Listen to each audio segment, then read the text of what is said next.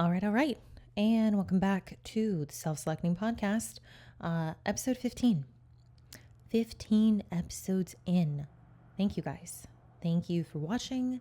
Thank you for listening. Wherever you are coming from, whether it is Spotify, if you're on Spotify, please leave me a review. It helps so much. If you're on YouTube, like, comment, subscribe. If you were here from some other platform, maybe you're here from Apple Podcast, maybe that's how you are accessing this, which is something that I believe we just started this past week. We'll see. But wherever you're coming from, thank you. I appreciate it.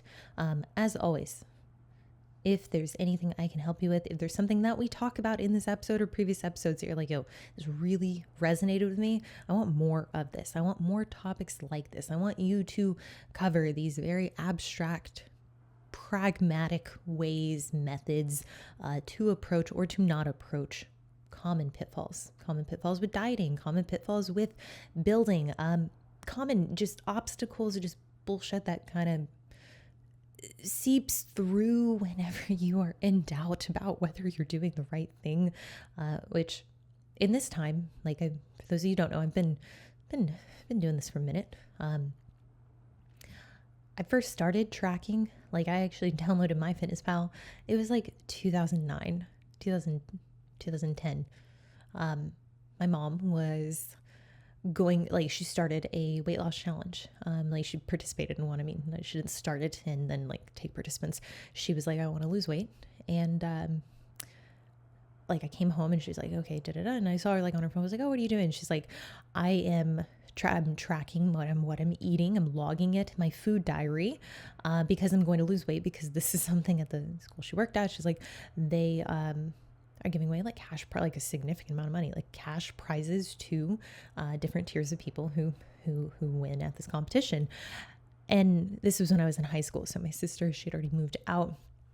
And I mean, like, talked about this plenty of times, so it's not like anything new, but like at the time I was like very, very interested in mechanisms and methods to control my body composition. But I mean, like, really the resources that I had prior to this turning point were really just like cosmopolitan. Like, I mean, like I was going straight like, okay, 6 meals a day, vegetables, no fats. And I mean, like I say, I was doing this. I was not actually eating this way. It was the information that I was being metaphorically fed at the time, which I think many of us were, many females were. That's what most magazines told you. I mean, like they're like, oh, have like fruit as a meal. Maybe have some yogurt with it. It was pretty shitty. It was just a lot of the mainstream dieting advice was centered around really burning a lot of calories and eating very little. And this idea, like, I mean, like, whenever I came, I guess, like, whatever, I learned about MyFitnessPal, I was like, oh, this is cool. I mean, like, it's very similar to budgeting. Is like you input what you consume. You also input what you burn, which in high school I was playing sports. And in the very short interims where there wasn't like an actual competition or anything like that, it was weight training, sort of. Like I was going to the gym, I was doing cardio. I went to the local YMCA. And I mean, like I did the machines that they had, and I just was like, okay, well, this is the top of my body and this is the lower body. And like, I'm going to alternate between these two. It was some semblance of structure, for a high school student. And, you know, kind of instilled what I was learning, just through sports, like those kind of whatever movements. It was not, I'm not one of those people that's like, I was lifting since I was 12 years old. Like, I mean, like I get it. Some people actually do that. I think a lot of people say that, and it looks very different as you evolve, but okay, I digress. Why am I bringing any of this up? I have been doing this being tracking macros, being familiar with, you know, managing intake. I'll say that for quite some time. Did just turn 29. So, I mean, like we're talking about almost 15 years at this point, which is kind of incredible to look back on and to be like, oh, whoa, like okay, at that point, should kind of be at expert level, right? That's what you would think. That's what I would think.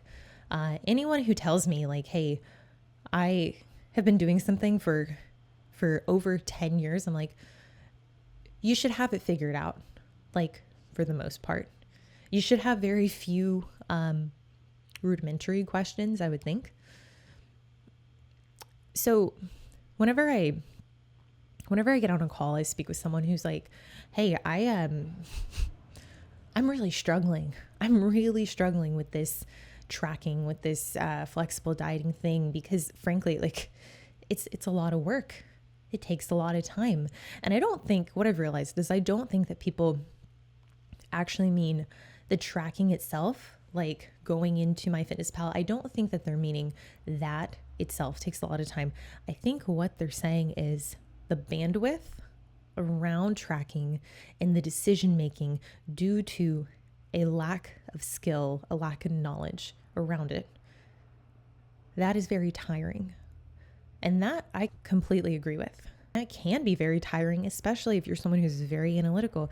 If you are very inquisitive, it can be very exhausting to, I mean, granted, if you're just following just a very simple meal plan and you have no problems with that, and you have no desires to eat any other foods off of the meal plan, okay, that in itself, that's pretty manageable for most people. I think really where the issue comes in is when you have desires to eat off track, or let's say your progress is not what you expected. It's less than what you expected, yet you're putting forth so much effort, like cognitively on a daily basis, like repeatedly on a daily basis. As much as I would love to say, okay, well, just go into your app and track what you eat and then don't think about it until the next time you have to track. You can't really get away with that if there are changes throughout the day that affect your ability to stay on track, eat those specific foods. You can't really do that if you're trying to have foresight into, let's say, like your check-in, or in the case of like, okay, this has been now another week of being on said plan, and now I need to, maybe subconsciously decide, do I want to stick with this plan again? Because that's typically what a lot of people do, whether they realize it or not. Maybe they're not making the executive decision to be like, I'm going to stick to this plan, but on some level, they are making that decision throughout the week. Like if you started a new diet on like a Sunday or Monday, okay, so you started on a Sunday, by like Wednesday or Thursday, you like your motivation, your buy-in to that plan has now shifted either to where you are further bought in and you are further committed to being on track, which that would be the hope, or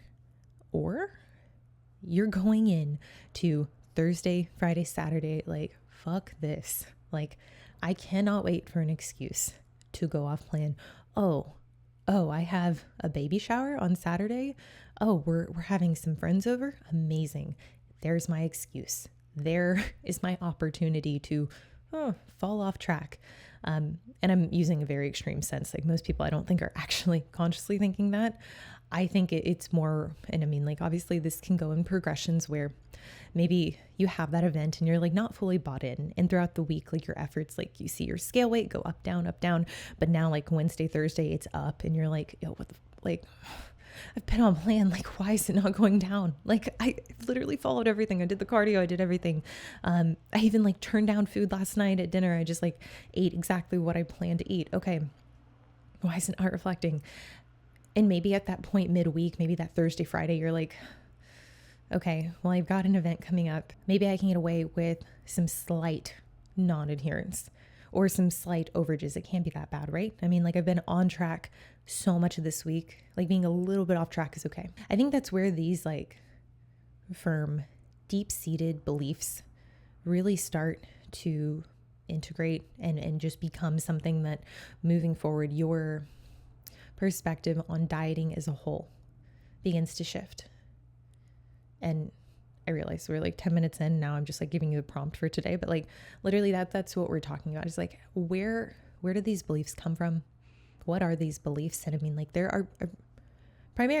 are common beliefs that I see a lot of people adopt early on into their dieting experience. The first one, the big one, and really, I guess like the overarching umbrella is I can't lose weight no matter how strict I am.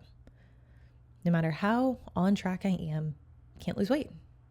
Just, it's not in the cards for me. And I think ultimately this becomes perpetuated and then turns into, well, my metabolism is slow.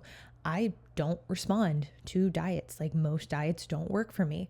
And ultimately, this like overarching belief, it takes away control.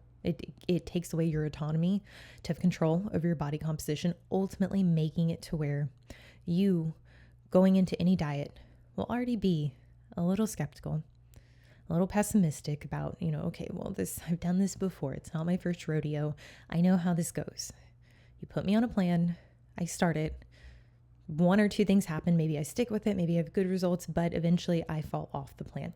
Eventually something happens where I break. And that can be very defeating, especially if you internalize that and you consider it like, okay, this is something that's a defect with me. Like I don't have the willpower or adherence in order to stick to the plan. Now, some people are be very self-deprecating, and they can internalize that and see it as truly like a character flaw with themselves. Others can be objective, and it's not to say blanketly in either scenario that this is the case 100% of the time, but other people, they're very quick to blame the diet, blame the coach, blame the approach. Say, no, I'm perfect. I literally horse blinders on, like I can just follow this aimlessly. Like I'm super disciplined. But this coach had me doing a bunch of like weird shit, or this diet had all of these constraints that just made it so difficult to follow. And like, I think realistically, there are aspects to this that can be both true. Maybe at times the diet is too hefty, too restrictive. Maybe at times adherence is not high enough. But under this umbrella, this belief that I can't lose weight, I think there are 4 primary reasons that this then becomes perpetuated, that this becomes deep-seated. And I think the first one really comes down to there is a lack of skill in knowing how to create that deficit.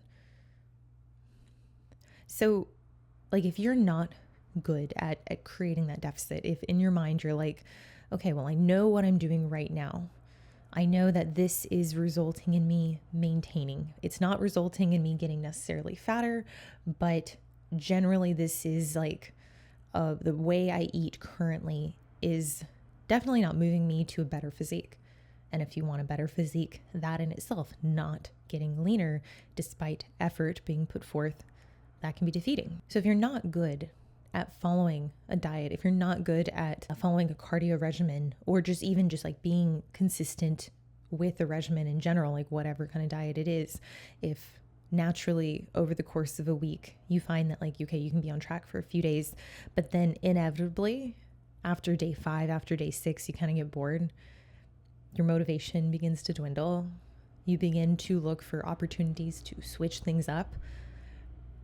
Well, yeah, depending on the degree at which you were going off track, it can definitely feel like you can't lose weight. And really, I think what it comes down to is you're probably not doing enough of the right things in order to create that deficit, if the deficit is big enough to begin with. It's not that you can't actually lose weight. I mean, like starvation diets work. Like you bring calories low enough to a point, it absolutely will work.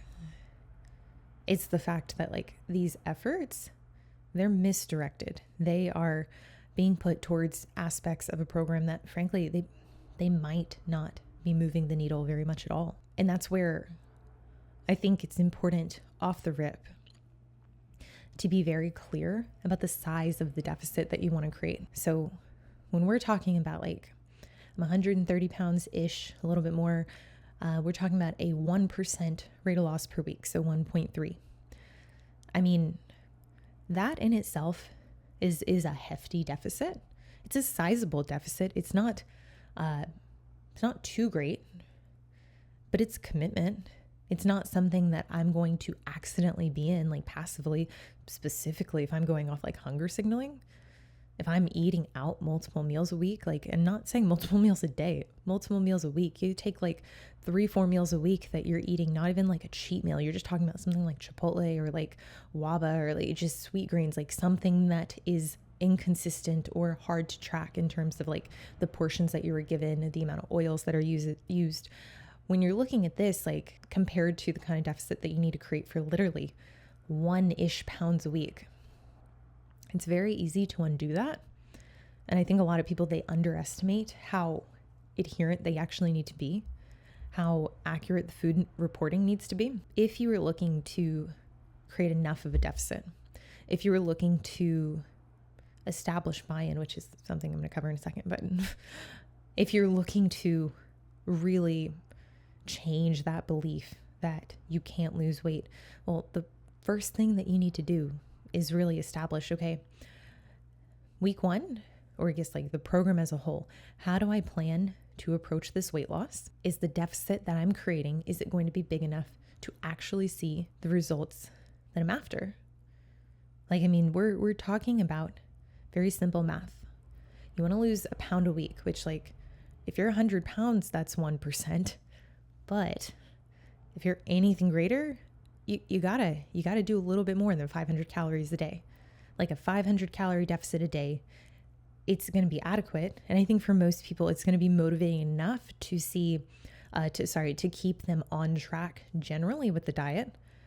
But if we're talking about someone, like if we're talking about a male who's, 200 or even just like high, 180, 190, it's like, okay, 1%, we're looking at close to 2 pounds. That's 1,000 calories a day. Like that's 1,000 calorie deficit a day. That's pretty hefty. Now, if you're not clear on how to create that deficit, that can be defeating too. So, I mean, like this is where having a coach, having someone who can be just very like black and white, very systematic. Okay, you burn this amount of calories just being alive. Cool. That's your BMR based on your size, based on your height, on your weight, composition as well. Like someone who has more muscle, you're going to burn more just being alive. Even if you're sick, you're going to burn more just having more muscle on your frame. Okay, so you take your BMR and then we look at, okay, what is your activity? Are you very active? And like this can come down to like step count, just generally the kind of job that you have. If you have someone who is always on their feet, always walking around, I guess I'll go back to step count. If you have someone who's hitting easily over 10, 12, 15,000 steps a day, like that's not them actively trying to gain those steps. Like they just hit that with their job and their day-to-day task. Okay, that person, they're going to get away with eating more versus someone who is very sedentary, versus someone who is podcasting all day long, or doing check-ins all day long, or studying or working at a desk for 8 hours, who simply like they do not get up very often. They do not get many steps in. You get in under 6,000 steps a day. I mean, like you're on the more sedentary side. And it's not even that this activity accounts for a ton of the calories that you're burning per day, but it does account for a portion of it. Well, then you look at, okay, like structured cardio, I guess like workouts as a whole, that's a whole umbrella. Structured cardio and weightlifting. Okay, well, maybe you weightlift a few times a week. Maybe a few other times a week you do some kind of like cardio class, or you do some kind of longer duration, let's just say like, 30 plus minutes or so of some activity on a machine that causes you to sweat. Okay, so we're differentiating between activity outside of cardio, outside of like intentional cardio, and then intentional cardio, structured cardio. Okay. There's some people that fall on the other end of this spectrum, and they're like, like no matter what, no matter if I lift, no matter what my day is like, no matter if I'm working, I'm always going to go and do cardio in the morning. So 6-7 days a week, I'm going to do 30 minutes to 60 minutes. And in that case, okay, that person is burning a lot more, many more calories than someone who's not doing that. Yet we have to consider, okay, that might be creating that deficit for them, but is that also taking away from their ability to train? Their quality of training, is that going down due to this cardio? Creating that deficit, that is huge. And how you create that deficit is very very important relative to individuals who are not just exclusively wanting to lose body fat, but who are wanting to build like a muscular physique, a toned physique, if you will. Like if you're wanting to put any kind of emphasis on your training, which like most people do, doing these long bouts of cardio in order to really dig out, like creating a buffer with your deficit, ultimately there is a ceiling for that in which it's not going to be as helpful as you think. So let me go back. You want the deficit to be big, but big versus small, that's too ambiguous. That isn't clear enough. And I think really when it comes down to someone who has this deep-seated belief that like, I can't lose weight, we need to be very clear on the size of the deficit that we're creating. Now, the second lie that's keeping you stuck is you are wanting too much too soon. And this really ties into point number one. It comes down to, are your expectations calibrated accordingly based on what you're doing? Now, this isn't inherently like, when I was thinking this one through, it wasn't like, okay, you want to lose 2 to 3 pounds per week, yet it's like, I'm looking at it from a different perspective as, are you asking, like even just starting the plan itself, is the plan so restrictive that off the bat, you're going to have to make vast lifestyle changes just to technically be on track? Now, let me paint a picture here, because I think a lot of times we want to give ourselves more credit, and it's good, it's good to have high standards and to set the bar really high in certain settings. But again, there is a ceiling in which setting the bar high now becomes detrimental to your ability to stay on plan, the sustainability of the plan, if you will. If the diet requires an immense amount of discipline out the gate, there's going to be a greater likelihood that even in a week, like a week's time frame, by the end of the week, that Wednesday, Thursday, that Friday, you're gonna be like, oh, subconsciously I'm gunning for an excuse to go off track. Whether you're actively seeking it, that first week, I would strongly recommend, if you are someone who's like, hey, like I have always struggled to lose weight, I haven't found like a diet or a system that works well for me that I can string together multiple weeks of consistency, it's really, really important for you to take a look week one and be like, okay, how do I feel? Because it's like one thing to start a plan and be like, okay, like this is hard, but it's still fun. Like it's novel. I mean, that's really what it comes down to. How do I feel day 3, day 4, day 5? Do I still feel as excited? Do I still feel like this is seemingly easy for me to follow? Do I feel like some level kind of over all of the hoops that I have to jump through in order to like have a good day? I think it's important to assess, okay, like, do you have poor willpower? Do you actually like need to work on your ability to delay gratification? Because for some people that's going to be the case. Delaying gratification and being very honest about like, hey, like my capacity to do this is not very high. Cool. That's a skill that you can hone in on, and like you can demand more of yourself. But again, it needs to be in a progressive manner. It's not something you should just, cold turkey be like, okay, I'm removing all the things that make me happy, and I'm going to be miserable and not enjoy any aspect of this. I don't think that's smart. I don't think that's wise. I don't think that's going to ultimately like foster change, at least for most people. But sorry, working back. Do you actually lack the willpower? And let's assume like just for most people, it's not exclusively that you lack the willpower. You have some amount of willpower because you can stick to the diet day 1, day 2, day 3. If you're not able to stick to the diet day 1, the willpower thing, we probably need to take a closer look. Or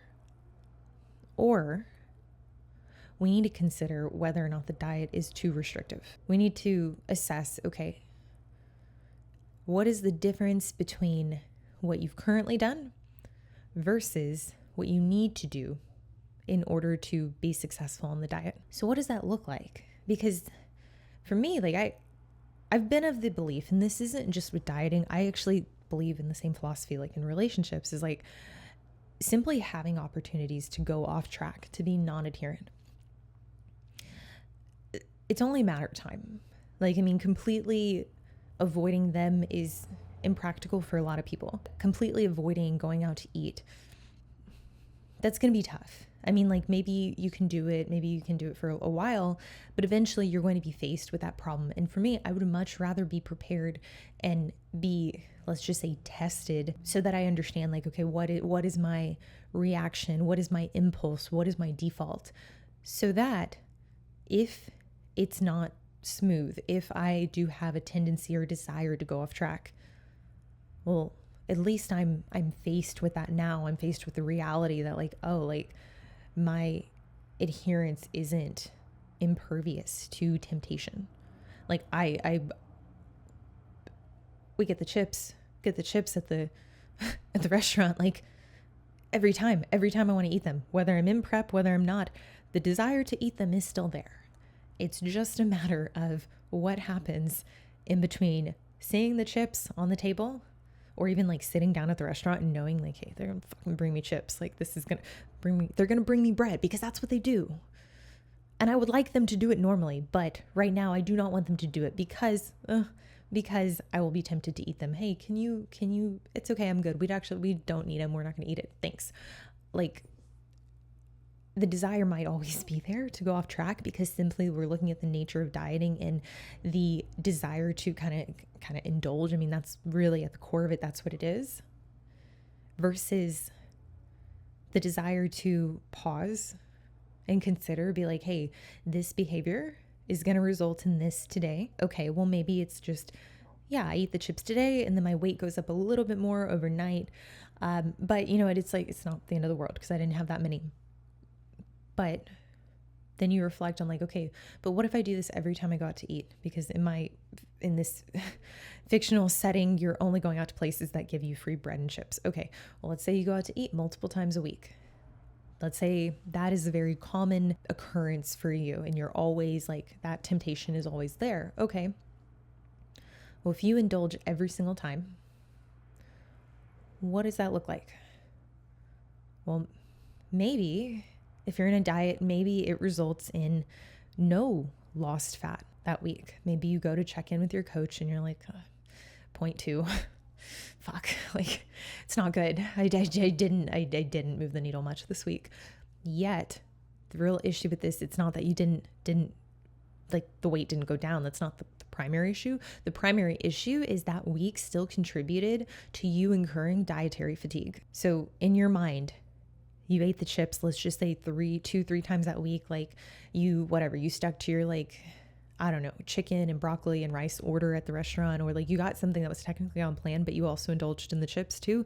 So you had the overage, and like maybe you ate enough chips that like it actually resulted in you not losing as much weight as you want. And like the whole week as itself is a wash. Yet in your mind, there was so much of that week, the percentage of that week that you were not eating chips or not indulging in whatever food it is, there was so much of that week where you were having to exert willpower.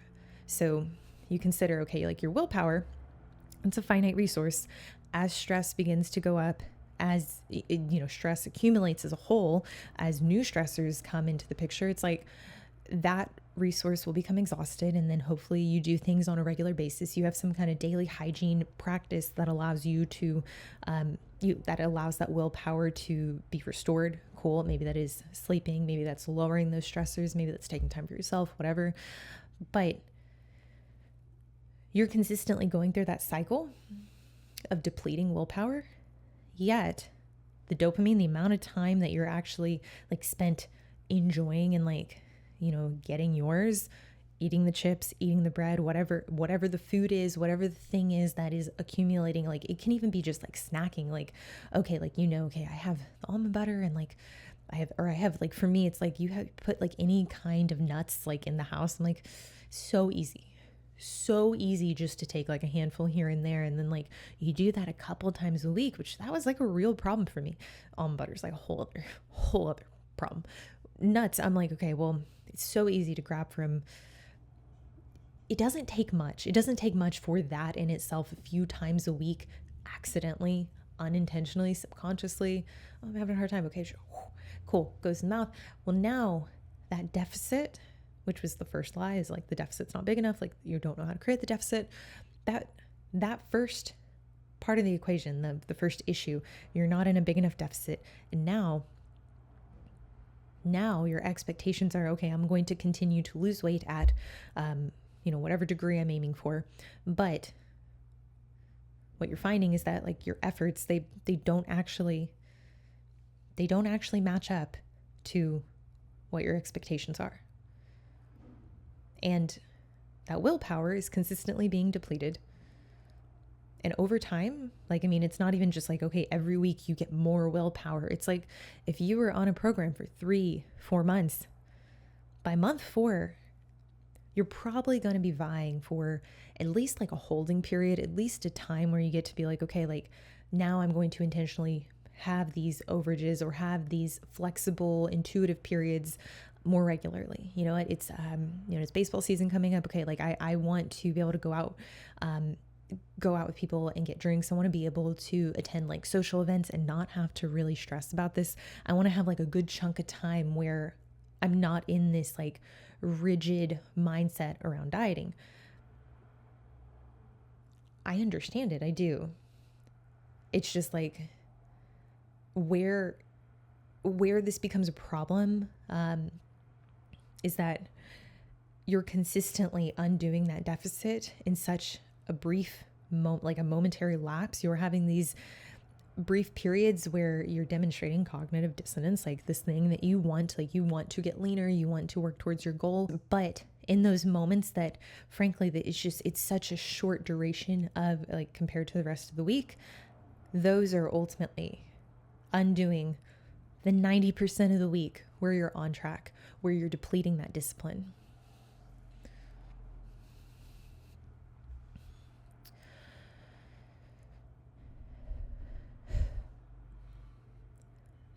But I do, like I said, I do think that it's expected. I think it's something that like you should expect to have temptation like while you're dieting. But without a strategy in place, without the foresight to be like, okay, this temptation is going to be there and I know how to handle it. And I know that if I give in to this temptation, here's what it's going to result in.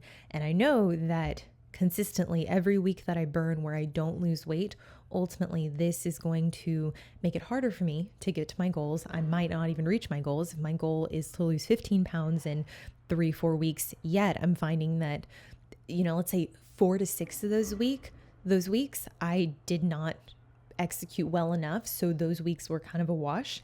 Well, now you have 10, 12 weeks of progress that ultimately were infringed on by those weeks. So you only really lost like 8-9 pounds, maybe, let's hope that you did, in the course of almost double that amount of time dieting, where you could have lost 14, 15 pounds. And I think like when you're really clear about not only the size of the deficit that you need to be in, the ways in which undoing that deficit will affect you, not just in the short term, but in the long term, like globally, the whole duration of the diet, what is that going to look like at the end? I think that can really force you to at least pause and make a better decision around like, hey, do I really want to eat the chips? Do I really want to grab the extra handful of nuts? Do I really want to take the couple tablespoons of butter, almond butter? Butter would be insane. You'd be a lunatic to do that. That would be like end of prep. Like you're just completely unhinged. You're like, okay, I'm just going to eat butter at this point. I get it. I do. Anyways, when you're determining if the plan is sustainable, you really need to ask yourself 3 things. What would have to happen for this plan to be successful? So what would it look like on a day-to-day basis if I were to execute this perfectly? What does that look like? Like actually be very clear. And like I'm big on like I talk about a lot of abstract, I think, topics and conversation points and challenges with dieting, but like I think we can gain a lot of insight. I think the answers are in being very clear and not just skipping over and being like, oh, it's going to be hard. No, how hard? What does hard even mean? Like, describe it. Walk me through your day. Walk yourself through your day. Like, okay, like the other thing, what would I have to give up in order to be adherent on this diet? So when we're talking about everything under like sustainability, you're going to make sacrifices. You know, in this example, it's okay, like, okay, I for sure am going to have to give up when I go out to eat, ordering whatever looks like, I mean, I guess I shouldn't even say whatever looks good, because some people might be like, no, like a fucking salad looks great. Like a boring salad that's only like 400 calories. Technically it might look good, but I guess really what I should say is that what are you going to have to give up? You're going to have to give up the impulse to overeat at certain points, because in order to stay on track, in order to be adherent, that impulse is likely going to result in some aspect of non-adherence that will undo the deficit for the week. And I am not, some people, they kind of like give me shit. They're like, yo, if like one cheat meal is like, if that undoes like all your progress, like you have a problem. And I mean, like, I think for most people, it is so easy to convince themselves that one meal off track, I'm talking about like a real meal. I'm not telling you like, oh, like I went to Chipotle and I got like chicken and rice. That's like, okay, that's still trackable. I'm talking about truly you go out to dinner and like you have something that is like outrageously calorically dense. That can undo your deficit. So it's not just a matter of like, okay, what do you have to give up in the short term? It's a matter of what do you have to give up in the long term? What do you have to give up for several months? And really, like, be honest with yourself. Have you ever had to make this kind of adjustment? Like, to what degree, like, what is the magnitude of this sacrifice relative to what you've done previously? So I think like, if you take someone who, let's say like they played sports in high school, maybe they did like wrestling, or they've done some kind of competition where there were weight requirements and constraints. Yeah, that person might be very familiar with what it feels like to be very, very hungry. Maybe, perhaps. You take someone who, you know, their background, they're very acclimated to being uncomfortable for extended durations. Okay, that is someone that I would say generally, if that's you, you might not struggle nearly as much with these dietary restrictions, with being uncomfortable in the essence of being hungry. Having to say no, even, I guess, even in the case if you're not hungry, just having to say no consistently. Not only like, what is your baseline? Like, what is the threshold in which you've had to make these sacrifices before, but how did it go? Like, I mean, like I've heard several stories of people, they're like, yeah, like I can be very uncomfortable for long periods of time, but I fly off the rails after that. Like, I've done these hyper restrictive diets. They always result in me like regaining the weight, if not more, every single time. And I mean, there's a close analogy here with like, or I guess this is closely tied to competing, because like, yeah, you great, you got to stage and like you were unbelievably lean and you were your leanest and you pushed past what you'd been previously. But the actual management of the body fat regain post, it wasn't great.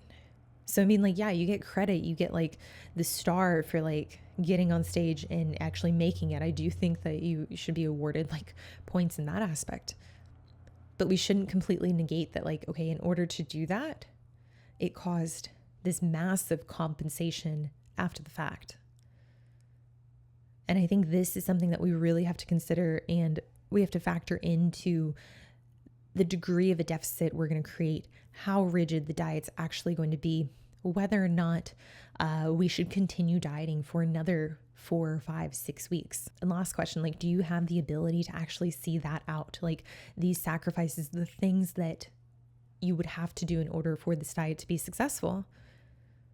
I mean, like I talk about this a lot, like with prep.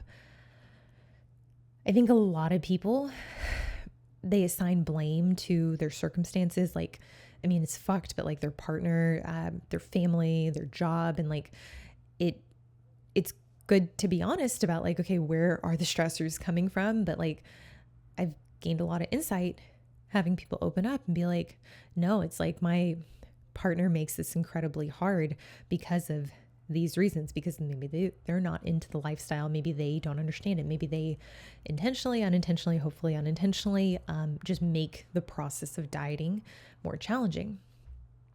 Okay, the exposure, like to kids, like it's not really something like you can just be like, okay, I'm not going to take care of my kids for these 3 to 4 months. Like that's insane. Your job, like having like specific requirements, whether that's going into the office or just having unexpected responsibilities that will arise. Like, I mean, some people, they really do put themselves into a position where it's like, in order for that diet, that prep to be truly successful at a baseline, not like exceeding expectations, but just a baseline. Once we start sifting through what the stressors are, what the things that impose the most on adherence, it becomes very clear, like, okay, the only way that this diet would be successful is if you were in a completely different scenario than you're currently in. Like, the current situation, your setup is not conducive with this specific diet being successful. Like, you actually can't make these sacrifices. So if we know that out the gate, okay, as a coach, that tells me this might be optimal. This might be the fastest of tracks, but frankly, it's not practical. Like, there's no way this would work in theory, but given your circumstances, this isn't the best plan for you. Now, the third lie is you are giving up before you are actually bought in. Now, this one actually ties more towards the duration in which someone is dieting. Their expectations may be a little too high for the amount of time that they've been dieting. I have a girl right now who, like, she's doing incredible. Like, she's doing so fucking well. She's like down almost 10 pounds in like 4 weeks. I mean, like, which for someone like in the 130s, 140s, like that's amazing. And this is a mini cut. It's not even a contest prep. Yet whenever I do her check-ins, like, I'm looking at her feedback, and this is all out of respect, but she's like, I'm kind of discouraged with the rate of change. Like, I thought I'd be further ahead. And that largely is because she's like, okay, I'm looking at globally, I want to lose 15 pounds in X amount of time. So only being down, like, I don't know what I even said, like almost 10 pounds, like right under that. She's like, yeah, but it's not 15. And that's where, like, I've seen it kind of in her subjective feedback. I can see, I'm like, she's very discouraged. Like, she, like, even in the tone and the verbiage and in what she's writing, she's like, I don't even know if this is worth it. Like, I just feel like I can't do any better. And this is one of those areas that I'm like, yo, like, you are doing great. And I, as a coach, like, I respect maybe, her, not standards, because like the standards, I'm in charge of dictating like what is adequate, what is safe, what is reasonable. But knowing that, like, she is perceiving what we're doing as ineffective or necessarily, like, it's not good enough. I guess that's a better descriptor of it. Being able to take a step back and be like, okay, what would need to happen for you to be down at a faster rate? And in her case, like, she's already in a very steep deficit because it is a mini cut. It's not a true contest prep. Like, it's for a much shorter duration. So like this last week, I kind of walked it through. I'm like, hey, like, first of all, we aren't in agreement about this not being good enough. Like, I can respect it and I can empathize that you want to be at that 15 pound mark. But in order to do that, that would mean that we are in a much greater deficit. And frankly, we're already at the upper end of what I think is going to be reasonable for you in order to consider we don't want you to regain the weight afterwards. And like, at first she's like, okay, like, that makes sense. Cool. But what else can I do to at least increase the deficit from where I'm at? And I'm like, well, anything that you do, it's going to be more costly. It's going to have some kind of impact, like direct impact acutely on like training performance. So if we were to increase cardio, that would ultimately take away from your ability to sustain your current performance. But also over time, that is going to exponentially cause more dietary fatigue to accumulate. And looking at the way we want to come out of this deficit, it's not setting you up for success in the sense, if we're going back from this mini cut into a push phase, which is the plan with her, it's like that in itself is going to result in shorter runway if coming out of this deficit, if we've now created so much dietary fatigue that it is no longer manageable. So very much in a way, like we have to fold before we overbid. It's great in theory if there wasn't a cap on how much fatigue she could handle, but it'd also be like the likelihood of you being able to be in such a great deficit for that duration, even though it's a short duration, without there being negative consequences after the fact. It's very low. And I tend to avoid using outliers and exceptions as like data points in order to make decision making. I'd rather be conservative, frankly, and be like, if we continue going about it this way, or if we were to be even more aggressive, given what I've seen thus far, because like there are very clear signs of like fatigue being accumulated. It's like more than likely this is going to result in less progress in the long term, because now we're going to be forced to do another mini cut very soon after, if assuming that like weight comes on too quickly, which is not what we want. That kind of defeats the purpose of being hyper aggressive in the mini cut. On the other end of this, the fourth lie that's keeping you stuck, that's keeping you in this mindset of like, I cannot lose weight. You're not willing to do what's needed in order to achieve these goals that you have. Like, you have these goals and you know what you should do, but you really have to make sure that your efforts are calibrated accordingly with what's needed to quite literally achieve these goals. Now, for this kind of client, the approach, it's different, yet it's not dissimilar for the client that is wanting to just bury themselves, into the ground. Getting really clear about like, okay, what are the goals? Like, you want to lose, okay, 1 pound a week. You need to be in a 500 calorie deficit. Okay. If being in that kind of deficit is the problem, what I like to do is walk it back and be like, okay, what is needed for this individual? What does it actually look like? What is the type of person that accomplishes these goals? So in this case, someone who wants to lose 1 pound a week. Okay, that means they need to be in a 500 calorie deficit a day. Cool. I know I'm being repetitive, but it's with the right intention. So that means that person, the type of person who's going to do that, they have to navigate their day from a dietary perspective, but also a training perspective and a scheduling standpoint. They have to navigate their day with discipline. They have to navigate their day with some degree, I would say a high degree of adequate time management. It's important to be as specific as possible. If we're talking about someone who is like, I have this goal, it's not like 1 pound a week. Okay, that's simple. But like, I have this goal to have a very successful prep and to place very well at my show. Okay, well, that means that we need to prep systematically. That means that we need to have a lot of planning prior to prep. That means that in the prep itself, we need to ensure we're not having to do makeup work. We're not having to take extremes. We're not making the prep unnecessarily hard in order to compensate for a lack of adherence. The more specific you can be, and that's where like I really like the idea of like even clients like writing this out, like what is the type of person that would accomplish these goals? And do you embody these qualities in behavior? What does it look like when this kind of person who is successful, who's achieving these goals, what does it look like when they're at their worst? So, the example of someone who they want to lose 1 pound a week, maybe that is a mountain. Maybe that is a big ask. Okay. In this case, this person, what does it look like when they're under an immense amount of stress, when discipline is exhausted, when they get into a fight with their spouse, when their kids get sick at school and they have to go pick them up last minute. So that means that like now they have stressors at work that they have to deal with because they have to leave work. They have to coordinate with their partner, whatever, like, and now they have a sick kid and like, hopefully the hope is that they don't get sick themselves. Okay.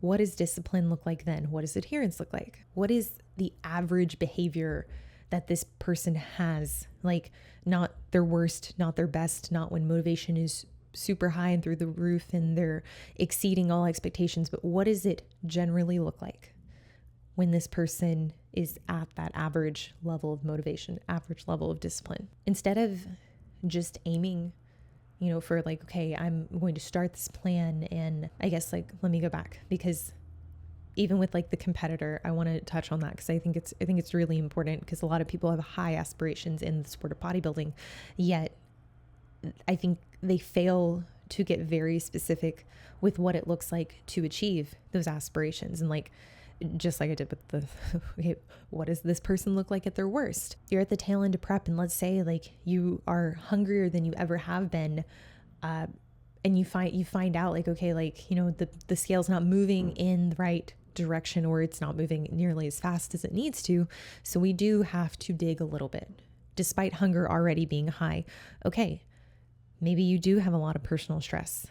Maybe you're finding that like, okay, like I'm getting down and like I'm losing body fat, but it seems like I had much more body fat than I do muscle, meaning that I'm actually going to have to get leaner than I originally anticipated. Okay, sucks.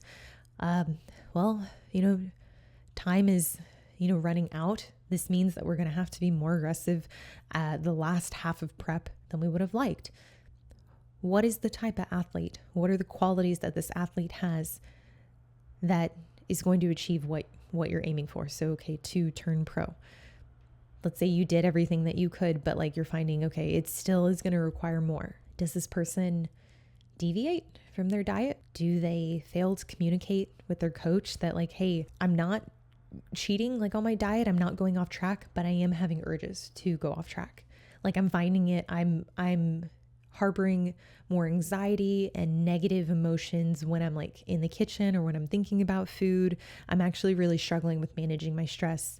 What are some interventions I can put in place, or what are some strategies we can take? Does this athlete insist that they need untracked meals because the stress itself is getting too high? Do they find that, okay, technically I'm checking all the boxes on my plan, I'm doing like what the coach is asking me to do, but I kind of know like if I was very transparent around like how I was checking these boxes, like if I'm tracking macros, but generally like my coach doesn't know that I'm only eating like 3 meals a day, and like I'm kind of like hoarding my food for like some things that are not as micronutrient dense, that are not as supportive in terms of like my training performance. Really getting specific with what the person looks like and what are the qualities and behaviors that are necessary for this individual to achieve these goals.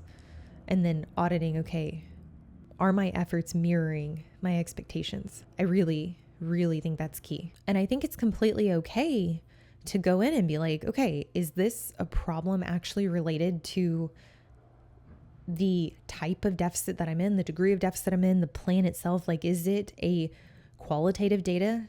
Is the problem actually stemming from something within the program?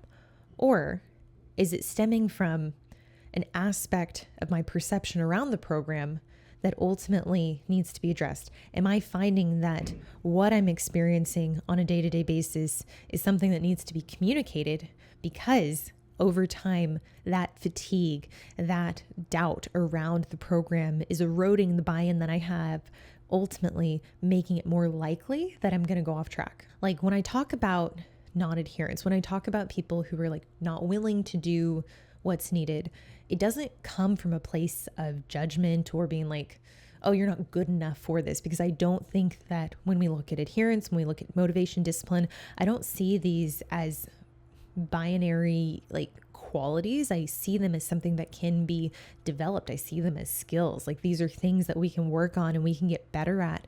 So if you're someone, or you're a coach and you have someone who is like really struggling with the adherence aspect, getting so clear about like, okay, where is the bottleneck? Is the bottleneck the actual program itself? Like it's not sustainable?